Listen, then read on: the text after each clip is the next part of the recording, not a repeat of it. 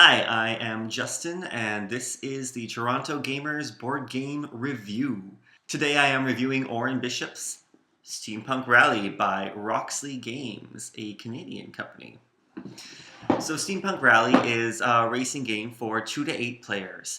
The premise is that Nikola Tesla has summoned the world's greatest minds to a race through the Swiss Alps to determine who is the greatest inventor of all time. You spend the game building a steampunk-themed vehicle with parts like spider legs, wings, and time machines, rolling the dice that power your engine, and racing to the finish line while trying not to blow up.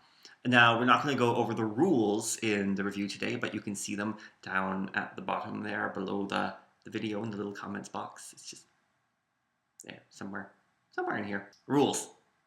There's also a tutorial video that Roxley Games has put together, and you can also see that down here.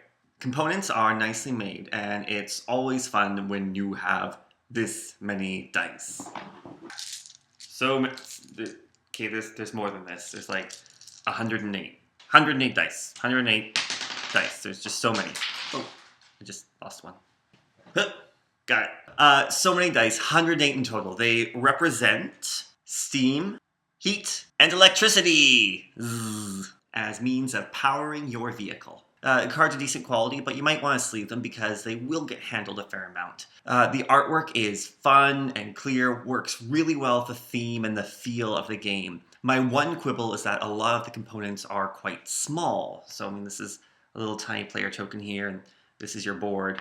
And these are the little spaces here, so it's a little small, especially when you do have a lot of people around the board. If you've got 8 people, it can be difficult for everyone to reach the board, and even with the color-coded inventors, blue around the edge there, pink, figuring out which one is yours can be a little difficult from a distance. The theme works really well with the mechanics of a racing game. Imagining you're an inventor building a contraption of whatever pieces you find in order to beat your fellow opponents.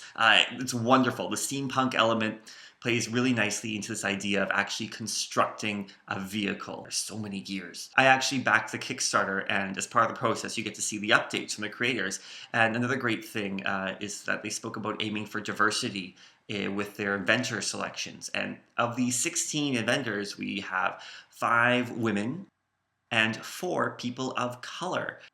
And they each have a little bio in the instruction book. And that's something I appreciate, the fact that they did try and make that effort. There's a nice balance of strategy versus luck here. You might pick random cards, but the card drafting mechanic helps you get some choice, especially because even when you discard a card, you still get dice or cogs that help you power or repair your vehicle. You may roll dice to power your vehicle, but the worker placement mechanic allows you to decide how to use them. And cogs help you adjust or re-roll the dice if you do need to. With the 16 inventors, each of them has a different cockpit, giving them different abilities, and your character selection can give you a slightly different strategy each time. And you also get more replayability because there are extra boards, more than you do need for a track, so you can mix and match the track that you make each time. Also, on the other side of the Swiss Alps track, there is another one, Swiss Alps. We have the Hoverdrome on the other side. Ooh.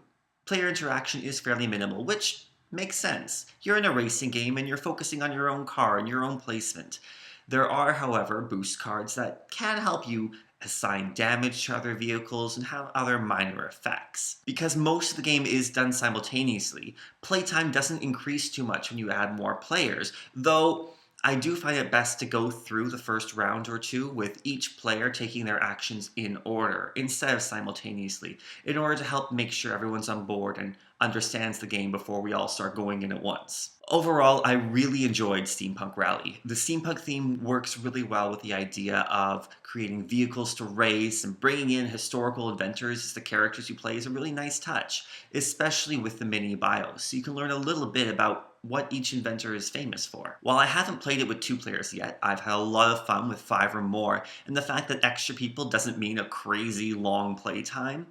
is wonderful, especially because it's hard to find a good game for a large group that isn't a party game or social deduction game or doesn't take upwards of 3 hours. Also, I do like the fact that Roxley is a Canadian company, and it's really nice to see some board games being created here in my home country.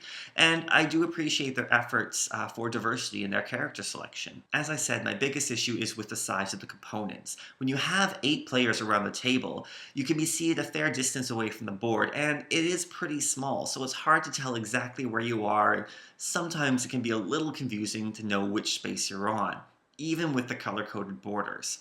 That said, it doesn't deter me at all from recommending Steampunk Rally as a fun game and a worthy addition to any collection.